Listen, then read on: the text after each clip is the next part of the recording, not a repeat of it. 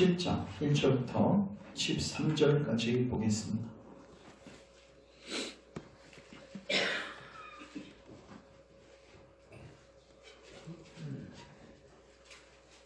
로마서 7장 1절부터 13절. 우리 말씀을 생각하시면서 교독합니다. 형제들아, 내가 법 아는 자들에게 말하노니 너희는 그 법이 사람이 살 동안만 그를 주관하는 줄 알지 못하느냐?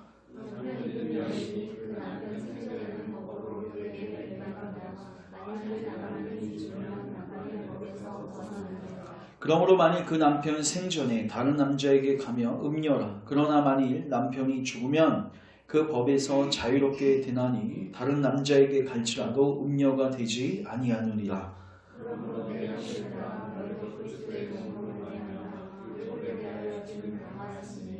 이는 다른 이고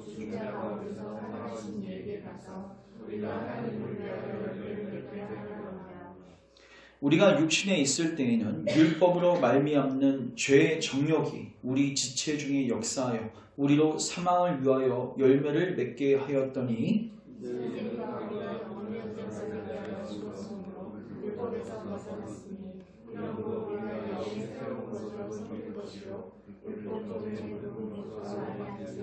그런즉 우리가 무슨 말 하리요? 율법이 죄냐? 그럴 수 없느니라. 율법으로 말미암지 않고는 내가 죄를 알지 못하였으니 곧 율법이 탐내지 말라 하지 아니하였더라면 내가 탐심 알지 못하였으리라.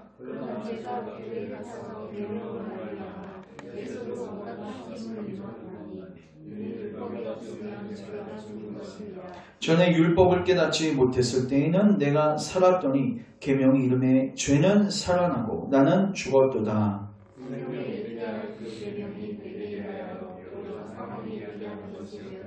죄가 기회를 타서 계명으로 말미암아 나를 속이고 그것으로 나를 죽였는지라.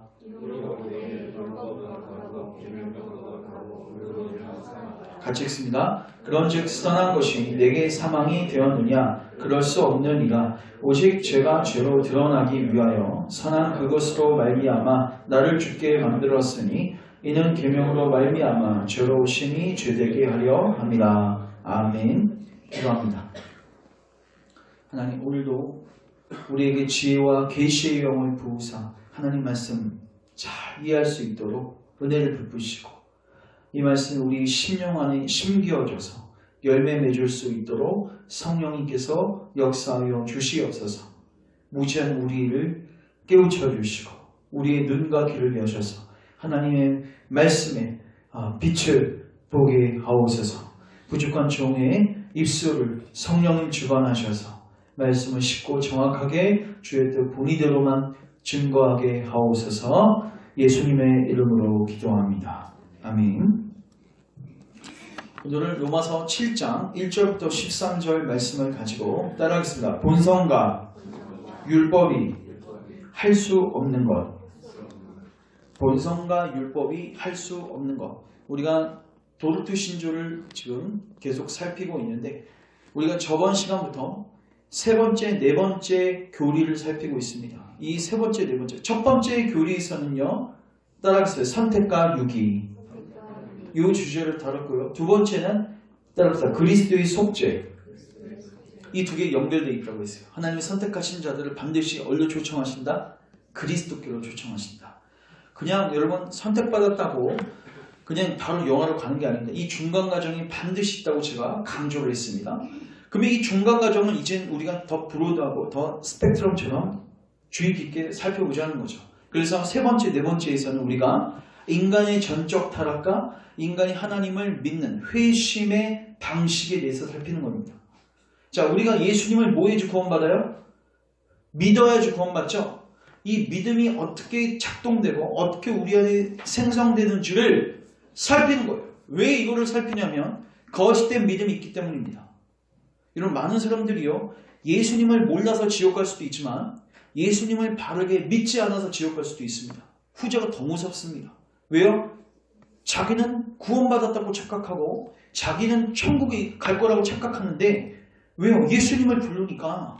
근데 자기가 평생 동안 예수님 불렀던 게 거짓이었다고 여러분 판명난다고 생각해 보십시오. 마태복음 7장은 그것을 분명히 이야기합니다. 나더러 주여 주여.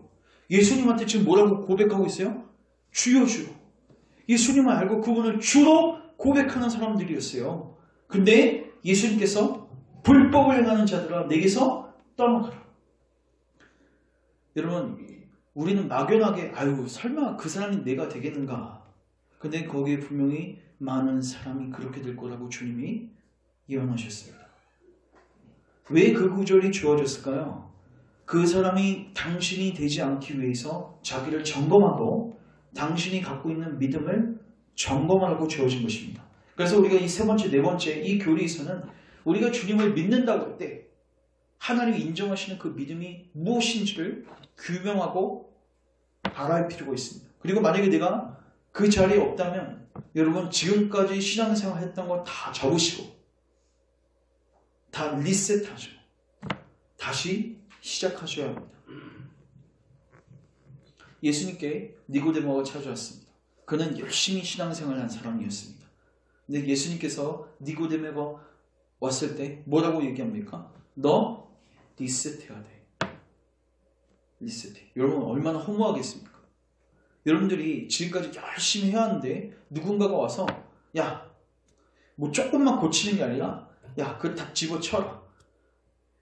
내가 예를 들어서 제가 여기 만약에 페인트 칠 열심히 하고 있는데 거의 다 했는데 집사님들이 오셔서 목사님 이거 그냥 도배하면 될 것 같습니다.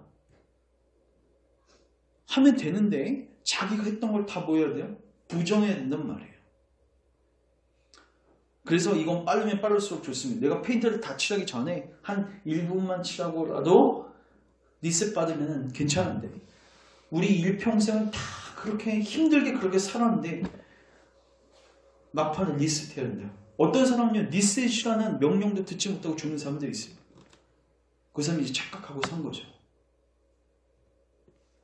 그러나 리셋은 축복입니다. 하나님께서 그 명령과 그 가르침을 우리에게 주시는 건 축복이에요. 왜? 바른 길을 가는 게 중요한 거니까. 그래서 우리가 이 세 번째, 네 번째 이 교리 시간을 통해서는 여러분들이 주님을 믿는 믿음이 과연 어떤 믿음이 되어야 되는지를 성경을 통해서 규명하고 우리 자신을 살피고 만약에 내 안에 그런 은혜의 흔적들이 없으면 뭐 하시면 돼요? 찾고 구하고 우리가 기도했으면 좋겠습니다.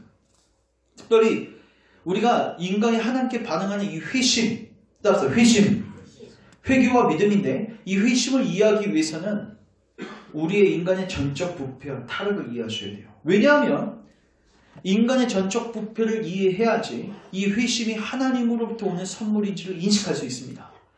즉 한국교회 그리고 많은 그리스도인들이요 회개와 믿음을 어떻게 이야기하냐면 자기가 회개하고 자기가 믿는 걸로 규정을 시켜요. 성경을 이해하려면 예수님 믿으십시오 하면 우리가 의지를 가지고 결단하고 내가 교회 나오기로 도장 찍으면 그거를 우리가 회심이라고 규정합니다. 틀렸습니다. 우리 안에는요 우리 자신의 마음을 너무 믿는 구석이 있어요. 내 안에 믿을 수 있는 능력이 있고 내 안에 회개할 수 있는 능력이 있고 그래서 내가 뭐 하기만 하면 동의만 하면 뭐 할 수 있다는 거예요? 나는 예수님 믿을 수 있다는 거죠. 그리고 그것으로 구원받는다고 착각해요. 성령님이 내 안에 역사하시지 않는 내가 결단해서 내가 으쌰으쌰해서 내가 믿는 거 이거 뭡니까? 지식적 믿음, 역사적 믿음, 역사적 예수님에 대한 지식적 팩트만 알고 있는 거지 나에게 전혀 동의가 되지 않는 그런 사람들이 교회 난무하니까 교회 안에 경건이 보일 수가 없는 거죠. 세상 사람들과 방불한 삶이 우리 안에 펼쳐지는 거죠. 여러분 자기를 살피십시오.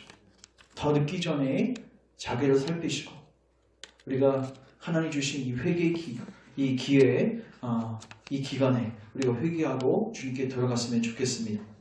우리가 지난 시간에요 인간의 전적 부패 무능력에 대해서 살폈습니다. 우리 안에 가능성이 있다 없다? 없다. 그래서 하나님께서 새 마음을 부어주시지 않으면 우리는 아무것도 할 수 없는 존재입니다. 근데 이제 오늘 우리가 이 저번 시간에 1항부터 3항까지 살폈는데 오늘 이제 우리가 4항하고 5항을 살필 건데 저번 시간하고 연장선상 속에서 심지어 우리 안에 있는 양심 있죠? 여러분 안에 양심이 있어요 없어요? 여러분 안에 선한 마음 있죠? 그런 것도 도움이 되지 않고 심지어 하나님께서 주신 율법 이것도 그리고 하나님께서 우리에게 주신 종교 이런 것들도 당신을 변화시키기에 더 부족이라는 것을 오늘 우리가 살필 것입니다. 자, 우리 도르트 신조 먼저 4항하고 5항을 읽고 시작합니다. 4항 피십시오. 자, 앞에 띄웠습니다. 자, 불충분한 본성의 빛. 본성의 빛은 양심이라고 보면 돼요. 우리가 양심은 불충분해서 그리스도를 받아들일 수도 없고 반응할 수도 없다는 걸 이야기하는 겁니다. 같이 한번 읽겠습니다. 시작. 물론 타락 후에도 사람에게는 본성의 빛이 어느 정도 남아있다. 그래서 사람은 하나님과 세상 만물과 선과 악의 차이에 대해 약간의 지식은 갖고 있으며 덕과 외적 선행에 어느 정도 열의도 지니고 있다. 그러나 사람은 이 본성의 빛으로는 구원에 관한 하나님의 지식을 알 수 없으며 참되게 회심할 수도 없다. 여러분, 옳고 그름을 불신자들도 어느 정도 분별할 수 있죠. 그러나 그것 갖고 구원받기 충분하진 않다는 거예요. 심지어 5항 넘기십시오. 5항 율법도 불충분합니다. 자, 같이 읽습니다. 시작. 본성의 빛에 대한 이러한 사실은 하나님께서 모세를 통해 유대인들에게 특별히 주신 십계명에도 똑같이 적용된다. 왜냐하면 십계명 곧 율법은 비록 사람이 지은 죄의 무거움을 드러내고 그 죄책을 더욱 깨닫게 하지만 사람에게 구원의 은혜를 줄 수는 없기 때문이다. 율법은 사람을 비참의 상태에서 나오게 할 수도 없고 빠져나올 방법을 그에게 알려줄 수도 없기 때문이다. 오히려 육신으로 말미암아 연약한 율법은 죄인을 저주 아래 남겨둔다. 따라서 율법은 우리를 저주 아래 남겨둔다. 자, 저를 주목하십시오. 오늘 이 부분을 나눌 겁니다. 여러분, 하나님께서 신자이든 불신자이든 모든 사람들에게 주신 은혜가 있습니다. 우리가 그것을 일반 은총이라고 합니다. 일반 은총이 굉장히 다양하게 있습니다. 그러니까 우리 나이 나되면 다 하나님의 은혜죠. 근데 심지어 불신자는 고백만 안 할 뿐이지 불신자들도 지금 살고 있을 때 하나님의 놀라운 은혜들을 뭐하고 살고 있어요? 누리면서 살고 있어요. 대표적인 게 육체적 영역 속에서 그들의 호흡입니다. 사실 여러분, 아담과 하와가 죄를 범하였을 때 죄를 범하면 어떻게 된다? 선악을 알게 하는 너머를 먹으면 정령 죽으리라. 거기서는 하나님과의 관계 단절뿐만 아니라 육체적 죽음도 포함되는데 중요한 거는 관계 단절은 바로 즉각적으로 이루어졌는데 육체적 생명은 바로 죽었습니까? 아니면 보존이 됐습니까? 보존이 됐어요. 물론 궁극적으로는 죽었지만 그들에게 수명과 호흡을 일시적으로 허락하셨어요. 이게 뭐예요? 일반 은총입니다. 두 번째, 우리에게 사회적 은총을 주셨습니다. 이 말은 뭐냐면 불신자에게 신자들 간에 사회를 질서 있게 유지하기 위해서 국가를 주셨고요. 그리고 보호할 수 있도록 가정을 주셨어요. 이건 신자들뿐만 아니라 불신자들도. 그래서 나름 법체계도 있고 나름 질서가 있습니다. 온전하진 않지만 이러한 은혜도 주셨고. 그리고 세 번째, 지식적 영역에 있어서도 은총을 주셨습니다. 많은 사람들이요, 아무리 성경을 모르고 기독교를 몰라도 살인은 죄라는 걸 알고 있습니다. 간통은 죄라는 것을 어렴풋하게 알고 있습니다. 그리고 심지어 인간에게 종교적 능력도 주셨어요. 따라서 범사에 종교성이 많도다. 사도 바울이 전도 여행을 했을 때 사람들을 보니까 불신자들이 많은데 그들 안에 뭐가 있어요? 종교성이 있어요. 그래서 뭘 섬겨요? 우상을 섬겨요. 여러분, 우상 섬기는 게 물론 잘못됐지만 그들 안에 신을 찾고자 하는 뭐를 보여주는 거예요? 열의와 갈망을 보여주는 거죠. 모든 사람들은요, 누군가를 찾습니다. 자녀가 부모를 찾듯이 연약한 존재는 반드시 의지할 존재를 찾는데 인간 안에 이러한 종교성을 다 남겨두신 거예요. 물론 방향이 잘못돼서 문제지만 이게 다 뭐예요? 주님께서 모든 사람들에게 부어주신 일반적 은총이에요. 근데 일반 은총 중에서 최고봉이 뭐냐? 여러분, 일반 은총 중에서 가장 최고봉의 일반 은총이 뭐냐? 성경이고 율법이고 교회입니다. 성경하고 율법은 특별 은총 아닌가요? 하나님 신자들에게 부어주시는 은총 아닌가요? 아닙니다. 여러분, 유대인들이 하나님으로부터 받은 큰 선물이 뭔지 아십니까? 십계명 돌판이죠? 그러면 유대인들이 다 구원 받았습니까? 받지 않았죠? 로마서 2장 가보겠습니다. 오늘 우리가 읽은 로마서 7장 앞부분을 보면 로마서 2장 3장 보십시오. 3장. 그런즉 유대인의 나옴이 무엇이며 할례의 유익이 무엇이냐. 하도 앞에서 이제 유대인을 까니까 야 그러면 하나님 유대인 특별하게 대하신 게 없네. 이렇게 질문하는 거예요. 그랬더니 2절 같이 한번 읽겠습니다. 시작. 범죄에 많으니 우선은 그들이 하나님의 말씀을 맡았음이니라. 하나님의 말씀을 뭐 했다? 맡았다. 여러분 이거 축복입니다. 오늘날로 치자면 여러분이 태어날 때부터 교회 나오고 태어날 때부터 모태신앙으로서 말씀을 배우고 자이든 타이든 간에 일단 교회 나와서 말씀을 배우는 거 이거 뭡니까? 축복입니다. 근데 중요한 거는 그것은 특별 은총이 아니라 뭐라는 거예요? 일반 은총이라는 거예요. 왜 제가 이걸 말씀드리냐면 많은 사람들이 내가 하나님께 일반 은총을 받고 있으면 내가 하나님의 뭐를 받고 있다? 사랑을 받고 있다고 착각해요. 여러분 일반 은총을 가장 많이 받았던 민족 중에 하나가 누구입니까? 유대인들이죠. 유대인들은요 여러분 율법만 받은 게 아니에요. 그들에게는요 신비적인 현상들도 많았습니다. 하나님이 유대인들 가운데 놀라운 기적과 이적을 행하셨어요. 십계명 돌판만 주신 게 아니라 광야에서 만나를 주시고 반석에서 물이 나오게 하시고 신발이 40년 동안 한 번도 헤어지지 않고 이런 그 기적을 맛본 종족이 유대인들입니다. 이스라엘 백성들입니다.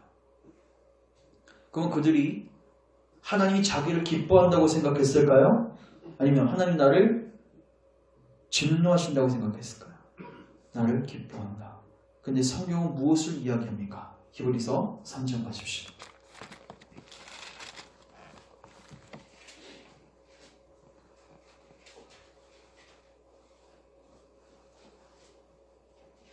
(7절) 보십시오. 그러므로 성령이 이르신 바와 같이 오늘 너희가 그의 음성을 듣거든 광야에서 시험하던 날에 거역하던 것 같이 다시요. 3장 7절입니다.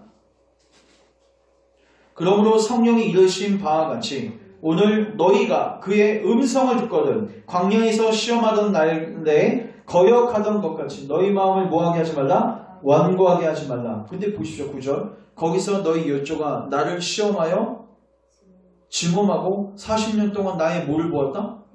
행사를 보았다. 영어 성경은 They saw my miracles. 나의 기적들을 체험하였다. 이상하지 않습니까? 그들은 지금 하나님을 시험하고 하나님을 의심하고 있는데 하나님 그들에게 뭘 베푸세요? 기적을 베푸세요. 그들은 기적을 체험하면서 이렇게 생각했을 것입니다. 나는 하나님의 자녀구나. 하나님 나를 기뻐하시겠지. 그들은 율법을 받으면서 이렇게 생각했을 것입니다. 나는 율법을 잘 지키고 있구나. 나는 하나님의 백성이구나. 우리는 교회에 나와서 이렇게 생각합니다. 나는 하나님의 백성이지. 나는 예수님에 대한 설교를 듣고 있으니까 나는 예수님을 믿고 있는 거겠지. 아니요. 특별 은총을 받기 전까지는 여러분들은 여전히 일반적 은혜에 머물고 있는 것입니다. 물론 그거에 대한 특권은 굉장합니다. 불신자들보다 여러분들은 구원의 가능성이 더 열려 있습니다. 불신자들보다 말씀을 아예 듣지 못하는 사람들보다 여러분들은 구원받을 가능성이 훨씬 더 많습니다. 그러나 특별 은총이 여러분들에게 임하지 않는 한 여러분들은 불신자들과 똑같이 멸망당할 것입니다. 왜 이 일반 은총 교리를 제가 증거하냐면 적용점이 있습니다. 일반 은총을 갖고 여러분들이 하나님의 자녀라고 착각하지 말라는 거예요. 어떤 분들은요 자기가 예전에 과거에 꿈과 환상도 많이 보고 심리적 체험을 많이 했다고 해서 자기가 하나님의 자녀라고 착각해요. 자, 이거 아까 이거 제가 말씀드렸죠. 마태복음 7장 가보십시오. 마태복음 7장.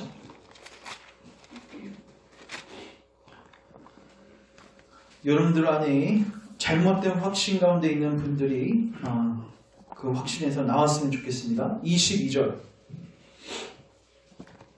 22절, 23절, 21절부터 23절 같이 읽습니다. 시작. 나더러 주여 주여 하는 자마다 다 천국에 들어갈 것이 아니요 다만 하늘에 계신 내 아버지의 뜻대로 행하는 자라야 들어가리라. 그날에 많은 사람이 나더러 이르되 주여 주여 우리가 주의 이름으로 선지자 노릇하며 주의 이름으로 귀신을 쫓아내며 주의 이름으로 많은 권능을 행하지 아니하였느니까 하리니 그때 내가 그들에게 밝히 말하되 내가 너희를 도무지 알지 못하니 불법을 행하는 자들아 내게서 떠나가라 하리라. 따라서 불법을 행하는 자들아 내게서 떠나가라. 여기서 누구에게 주님 말씀하십니까? 불신자입니까? 아닙니다. 누구냐면 선지자 노릇했던 사람, 오늘날로 치자면 목사입니다.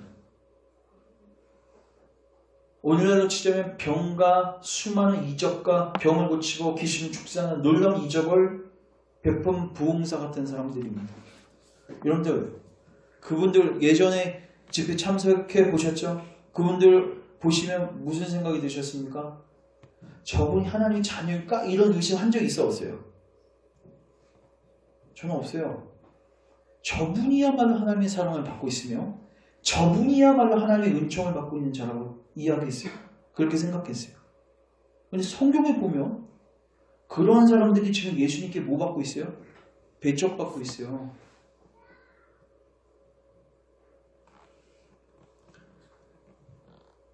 기적과 이적을 체험했다고 해서, 그리고 율법을 받았다고 해서, 교회에 오랫동안 다녔다고 해서, 심지어 직분을 가졌다고 해서, 여기서 누구까지 얘기해요? 직분 중에 최고봉 목사까지 얘기하고 있어요. 목사라고 다 구원받는 거 아니고, 장로라고 구원받는 거 아니고, 정확하게 특별한 총이 여러분 가운데 임해서 그리스도를 참된 믿음으로 믿는 사람들만 구원받습니다. 여러분들을 점검하시라는 거예요.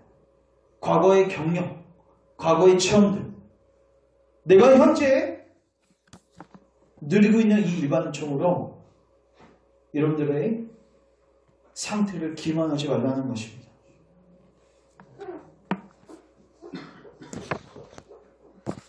특별히 이 일반 은총 중에서 우리를 잘 속일 수 있는 게 뭐냐면 율법입니다.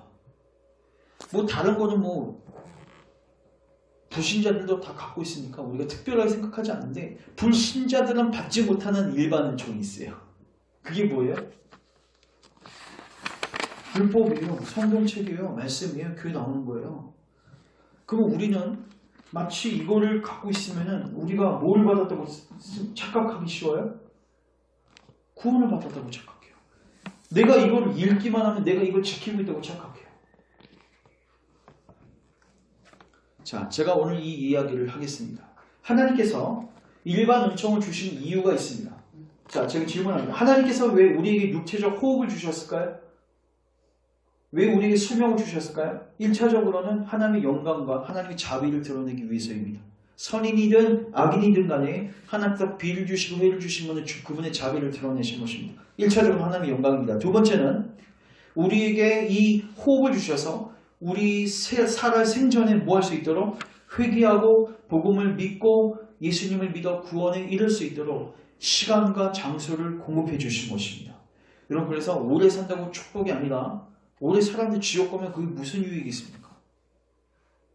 짧게 살더라도 그 사익 기간에 누구를 만난다면?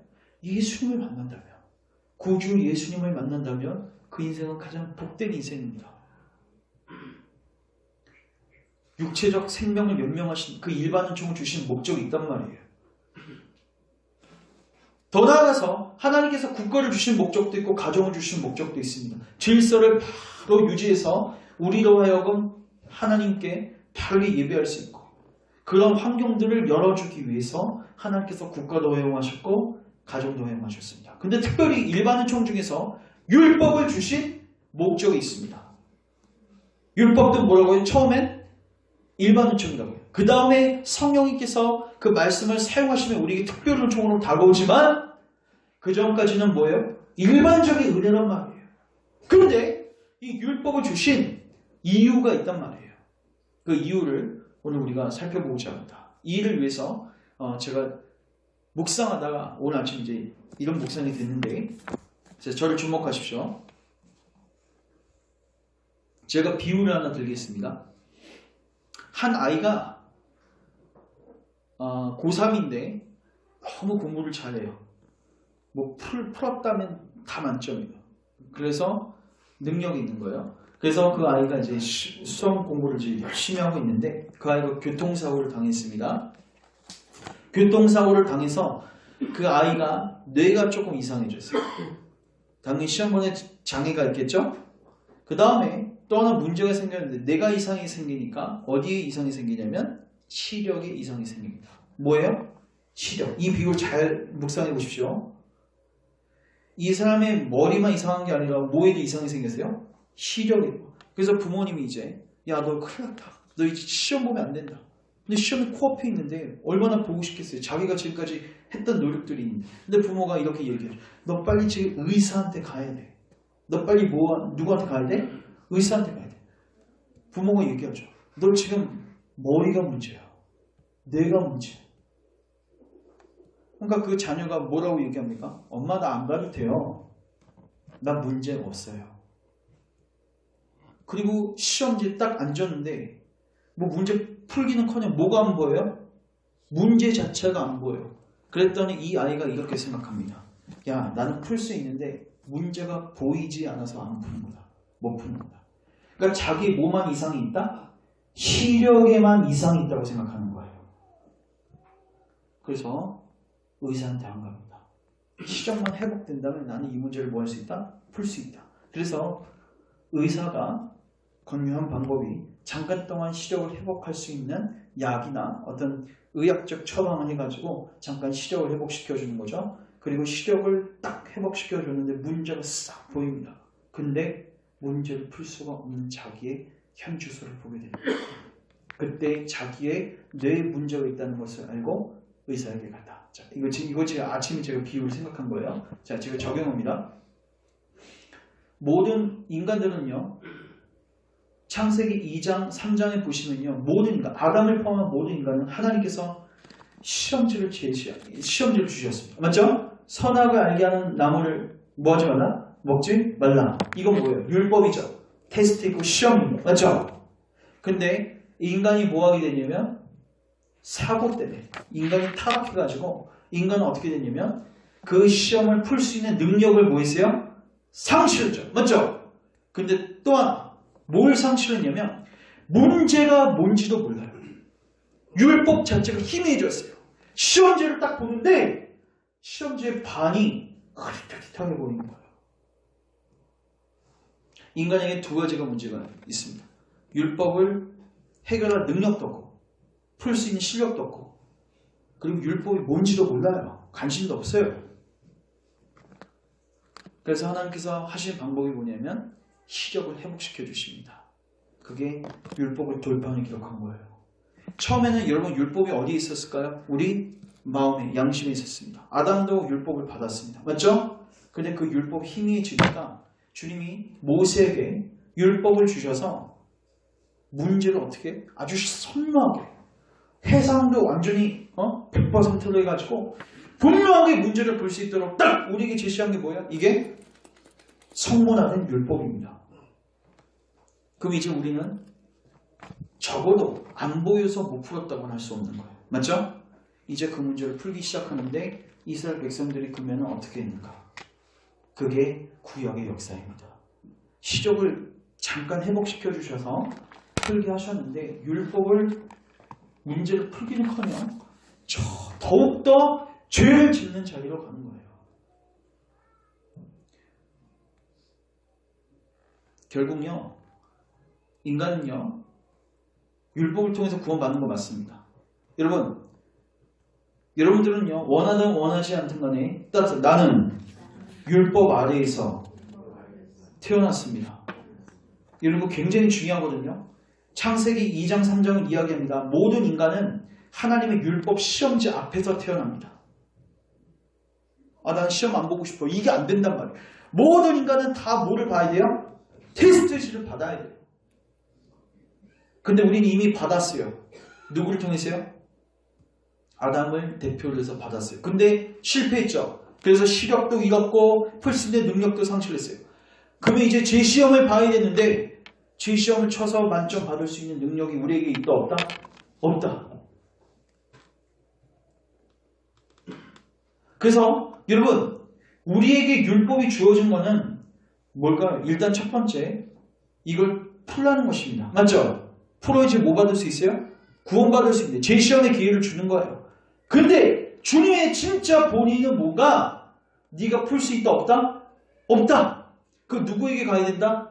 빨리 의원한테 가서 네 시력 그리고 네 뇌를 네 마음을 회복시켜달라고 구주께 나아가라는 거예요. 자, 다시 한번 주목합니다. 저를. 모든 인간은 율법 아래에서 태어났습니다. 시험장에서. 근데 다 뭐였다고요? 다 실패했고 이제는 더 이상 내가 제 시험 받아서 이 시험을 통과할 수 있는 능력이었어요. 그래서 예수님께서 어디 안에 오셨습니까?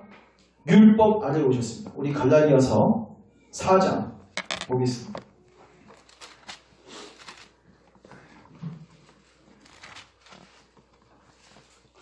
4장 4절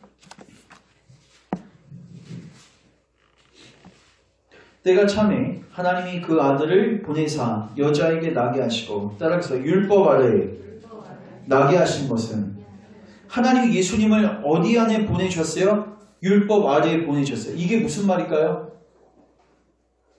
하나님이 예수님을 율법 아래에 보내신 게 뭡니까? 시험장에 보내셨다는 거예요. 근데 이상하죠? 여러분 예수님은 출제 의원입니다. 율법의 반포자이십니다. 여러분 출제자가 시험장에 들어가서 시험 보는 거 이해가 되십니까?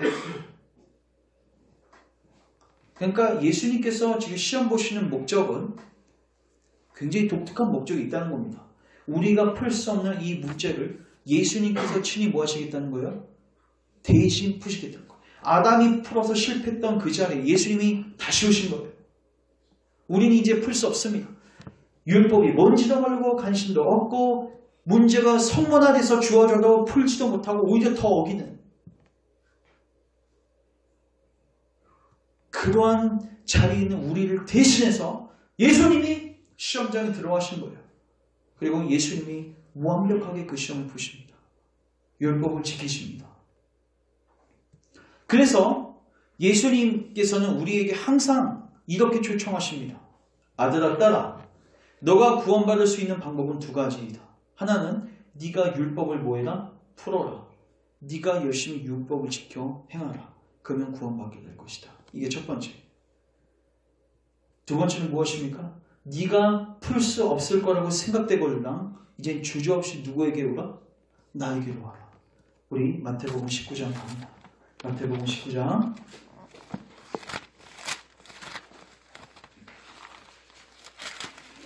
마태복음 19장 보면 예수님께서 부자 청년을 대하시는 장면이 나옵니다.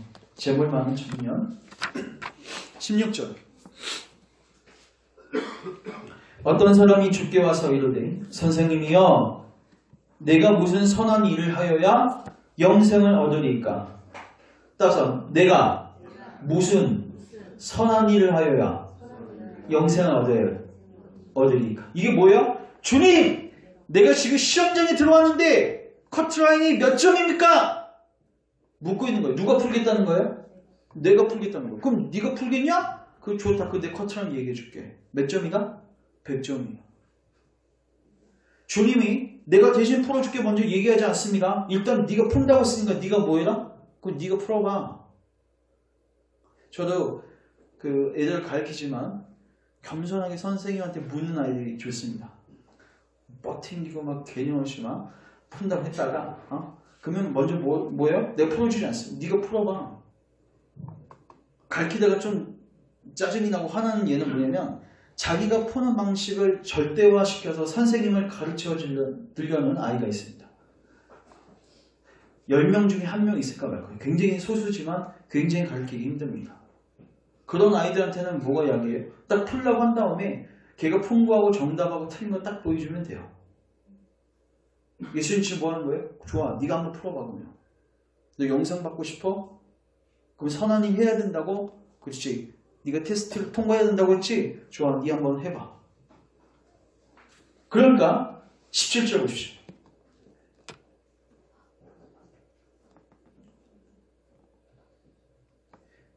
예수께서 이러시되 어찌하여 선한 이를 내게 묻느냐 선한 이는 오직 한 분이십니다. 내가 생명에 들어가려면 뭐를 지켜라? 계명을 지켜. 이제 문제 반포합니다. 문제 퀴즈를 딱 내는 거예요.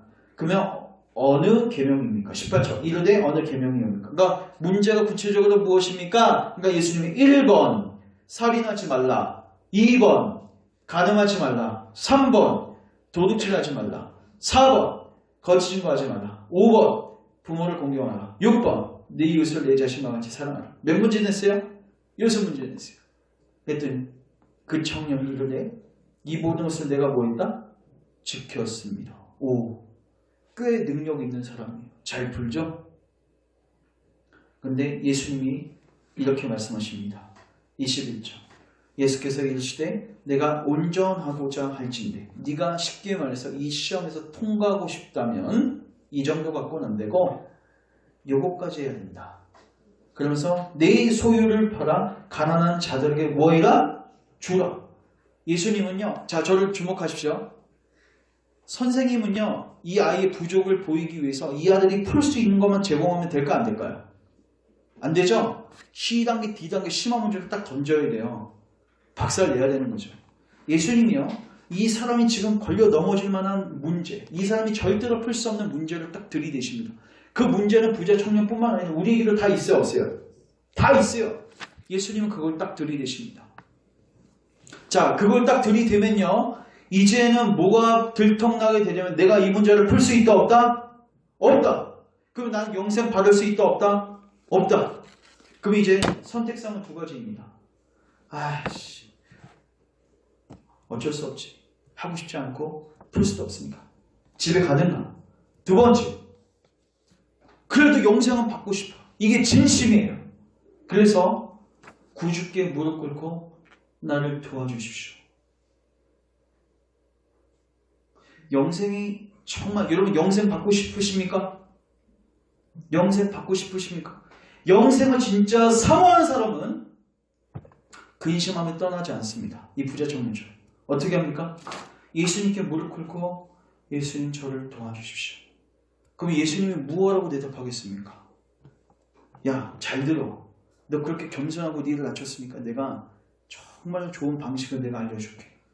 너 말고 내가 네 자격표로 수능 시험장에 내가 들어와서 내가 대신 풀어줄게. 그리고 이미 내가 대신 풀었고 네가 뭐 하기만 하면 돼? 그냥 도장 찍고 수납만 하면 돼. 여러분 여기서 예수님이 뭐 하십니까? 율법을 사용하시죠. 율법을 사용하시는 목적이 무엇입니까? 결국 예수님께 나오게 하시기 위한 목적이에요. 그래서 저를 주목하십시오. 인생이 구원받는 방식, 하나님과의 관계가 회복되는 방식은 딱 두 가지입니다. 율법을 어떻게 하든가 완벽히 자기가 지키든가 아니면 예수님께서 완벽히 지키셔서 의를 획득하신 그것을 거저 수납하든가. 그래서 결국 우리는 우리 본성의 빛이든 율법이든 간에 우리에게 구원을 줄 수 있다 없다? 없다. 이거는 일반적입니다. 이거는 우리를 구주께로 이끌어 가기 위한 모든 방편에 불과한 거지 이것 자체가 은혜가 아니란 말이에요. 우리에게 필요한 건 무엇입니까? 그리스도이고 우리에게 필요한 건 복음입니다. 그렇다고 앞에 있는 게 다 필요 없는 게 아닙니다. 일반은 좀 필요합니다. 우리에게 수명도 필요하고 우리에게 국가 가정도 필요하고 우리에게 심지어 성경도 필요하고 우리에게 교회도 필요합니다. 그러나 거기에 복음이 빠져있다면 그리스도가 빠져있다면 성령님께서 주시는 회개와 믿음의 은혜가 빠져있다면 우리는 깽가릅니다. 아무 의미가 없는 거예요. 여러분 이제 우리가 어떻게 해야겠습니까? 저는 여러분들에게 먼저 여러분들이 이 일반 은총 앞에서 특별히 이 율법 앞에서 여러분 자신을 정직하게 점검하셨으면 좋겠어요. 율법은 이 목적으로 주어졌습니다. 그리고 심지어 이 일반 은총은 우리 심령 안에 일하시는 분들 누구세요? 성령님이세요. 이걸 자꾸 구하셔요. 성령이 이 율법으로 내가 내 힘으로 이 시험 문제를 풀 수 없는 존재임을 깨닫게 하십시오. 그걸 깨달아야지 구주께 나온단 말이에요. 그리고 더 안타까운 거는요, 아예 이 시험지 자체에 관심 없으신 분들이 너무 많아요. 심지어 교회에 나왔는데 이런 고민이 있습니까, 여러분? 내가 어떻게 하면 영생 받을 수 있습니까? 여러분 20, 30년 혹은 10년 교회 다니시면서 영생에 대해서 여러분 고민하신 적이 있습니까? 어떻게 하면 구원받는지, 어떻게 하면 영생 받는지. 10년 중에서 단 하루라도 그 고민한 적 있습니까? 없다면 여러분들은 구원받은 게 아닙니다. 이건 확실합니다. 왜냐하면 자기가 영생이 필요하지도 않은데 구주께 갈 일은 없거든요. 적어도 이 부자 청년은 이 일반 은총을 통해서 일단은 누구에게로? 그리스도께로 소개는 받았던 거예요. 저는 앞으로 계속해서 여러분들에게 율법을 선포할 것이고 하나님의 율법을 지키라고 권면할 것입니다. 여러분들이 그리스도께로 가지 않는 이상 여러분들이 구원받을 수 있는 길은 딱 하나입니다. 율법을 지키는 겁니다. 원하든 원하지 않든 모든 인간은 율법 아래에 태어났습니다. 당신이 시험지를 걷어찬다고 해서 그 시험 성적이, 당신이 낙제받은 그 시험 성적이 당신의 삶에 영향을 미치지 않는 건 아닙니다. 당신이 원하지 않아도 그 꼬리표는 붙습니다. 성적표. 유일하게 그걸 해결할 수 있는 방법은 그리스도의 백정을 여러분 걸로 받아들이시고 그리스도의 은총을 받아들이는 거예요. 그래서 우리 사랑하는 여러분들 가운데 이런 율법에 대한 관심이 일어나고 그리고 영생에 대한 관심이 일어나고 특별히 율법을 통해서 이 율법을 통해서 구원받으려고 하는 노력들이 처음에 필요해요. 그러나 이걸 통해서 궁극적으로는 내가 풀 수 없음을 깨닫고 낮춰지고 정말 그리스도만을 여러분들이 겸손하게 붙들 수 있기를 주님의 이름으로 축원합니다. 기도합니다. 하나님, 오늘 이 말씀을 통해서 우리 안에 있는 본성의 빛과 또 우리에게 수많은 이 일반 은총의 은혜들이 우리 구원에 어떤 영향도 미칠 수 없음을 살폈습니다. 오직 구주께서, 오직 성령께서 우리 심령 안에 일하셔야지, 회개와 믿음을 주셔야지 우리가 구원받을 수 있고 우리에게 소망이 있음을 살폈습니다. 주님, 우리 사랑하는 교우들 무엇보다도 먼저 영생에 관심을 갖게 하시고 이제 찾고 구하게 하소서. 그리고 율법을 통해서 우리가 우리의 힘으로 구원할 수 없으며 오직 예수님께로 나아가야 함을 그 필요성을 깨닫는 은혜를 주시옵소서. 그리고 예수님께 나아가 그 은혜를 온전히 체험하고 누리고 그래서 세상이 줄 수 없는 평안과 안식을 누리며 남은 생애를 기쁨 가운데서 살아갈 수 있도록 주님 우리 가운데 일하여 주시옵소서. 예수님의 이름으로 기도합니다. 아멘.